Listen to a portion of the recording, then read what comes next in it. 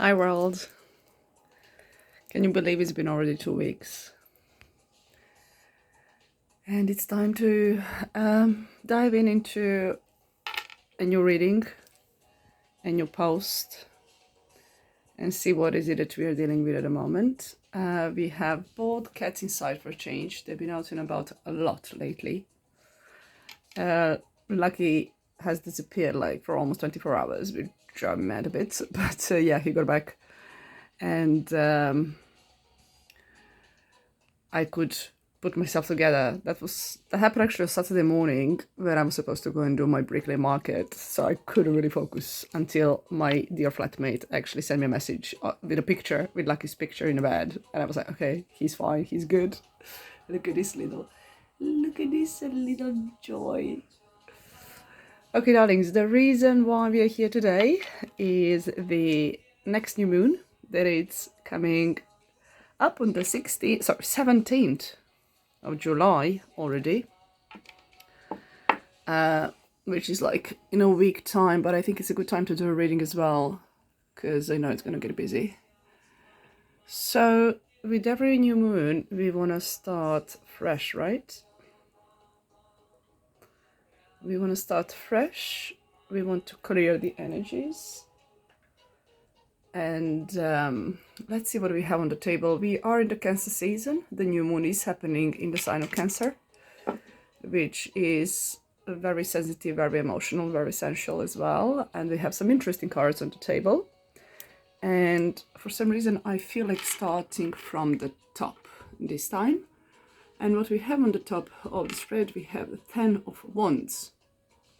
The card that talks about understanding that you have reached the goal, or you know that it's time to release this heavy burden you're carrying with yourself. Understanding this energy is blocking. Number 10 is all about completion of the cycle, understanding when is the time to release and take a fresh breath, especially with that new moon. Take a moment to set your attentions, get rid of all those energies that are not helping you to move forward. Then we continue with Three of Wands. Three of Wands is the card of opening your horizons, understanding how far you came, and also waiting for those ships to come in, and all those energies that you invested in are returning in the best possible way for you. The Two of Coins or Two of Cups is talking about making the decision or being able to juggle one or two or three or more things, well, two or three things at the same time. It could be juggling your work, your hobbies, your career, your family life, all that stuff, especially with the Cancer being all about home, about feeling safe and secure, and feeling good in your skin. So again, remember about releasing all those blocking energies and all those heavy energies in order to make that balance and allow new and fresh energies to come in. Look at that beauty. Ace of Cups. This is what Cancer is all about, especially Cancer new moon. Fresh flow emotions, new experiences, opening yourself to those new connections as well, and receiving.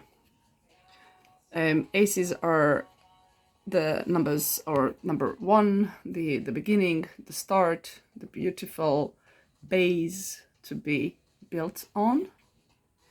And again, the lotus flower, the symbol of life and the flow. There is only one major arcana, well, two major arcanas we have on the table today. The shadow side. Well, this one is usually called the devil. But in this particular deck that I got from my lovely friend Darko, it's called the shadow side, and I love seeing this card. This is the reminder to stop giving a power to things, situations, people that are not bringing anything good to you. They're just blocking your growth or disturbing your peace. Cancer season and Cancer new moon is all about gaining and maintaining that peace and calm within you, within your home, within your base. Understanding that whatever makes you feel anxious is not coming from you. It's coming from the outside world, and this is something that we can change quickly the moment we get that awareness and the moment we change our approach. This is very much Capricorn energy as well. The last full moon was in a Capricorn, with Cancer being very, very sensitive. It's very easy to be dragged into this energy as well. So just be mindful and understand that you have the power of changing how you feel and how you act and what you allow to your space as well. Continuing the journey, we have the Eight of Swords, mental plane, conversation that we have with ourselves. There are two ways of looking at this card. One would be deciding just to stay blinded to things that are not serving you, which is quite good. It's like protecting your energetical space and setting healthy boundaries. But the other way of looking at this card is that self-talk or self-sabotage that can be very, very powerful, actually, because our mind is where our reality starts to be created in a way as well. So it's like, just be mindful of what is it you tell yourself and try to find that peace within. Four of Swords, another card related to a mental plane and the mind talk. I see Four of Swords very much as the continuation of, or very similar to, the Hermit card from the Major Arcana. It does talk about finding that peace, going into space of meditation, whatever that means for you, withdrawing if you feel overwhelmed, and only when ready, go and share your energy and your life and interact with the outside world. I guess whenever we're in the summer season, we find it very hard to do because there are so many temptations outside, you know, all those festivals, parties, gatherings, which are amazing and beautiful. But I guess there is always that moment when you feel like, you know what, this is all good, but I just have to spend some time with myself and come back to my own energy. And no wonder the last card we have at the table, and the one I'm gonna finish this reading with, is the Hermit. This is the card of Virgo. Virgo season approaching, and not you're not gonna have to wait too long for that one. We have like a month to go, a little bit more.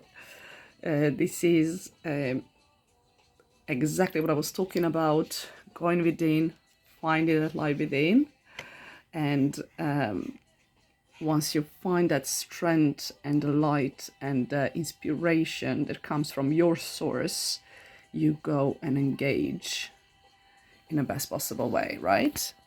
So I'm just gonna like leave these two together and probably add on the Ace of Cups, because that one feels really sort of right and supportive for the energies we are dealing with at the moment. I'm just going to finish the reading by mentioning other astrological aspects that are quite significant. Just after the new moon that is happening on the 17th, we'll have the planet Venus entering sign of Leo and going retrograde. And a part of that commercial way of looking at it, when like past loves coming back and these past connections and being aware of that, I would also say it's a very good time to tune in with how you feel to your immediate connections, tuning in with what's right, what's wrong, and where the action needs to be taken. It's a very good time to that retrospective, especially with Venus, which is all about the beauty and sharing and calm and enjoying your life and your senses to the fullest. So take the most of these energies. I'm wishing you a happy new moon in Cancer. And stay tuned. I will be mainly at the Brooklyn Vintage Market, Thomas Market this weekend. I love doing my readings there. It's a very, very different vibe than from my usual places. And the reason why I say that, most of the readings I do there are for the very first time clients. I don't like to call them clients. I like to call them, I don't know, just like lovely conversations that I have with people that come forward. And I'm really looking forward to the next one. So happy new moon, wishing you all the best. And there is a bit of a Zen vibe for you. Here it is. Talk later.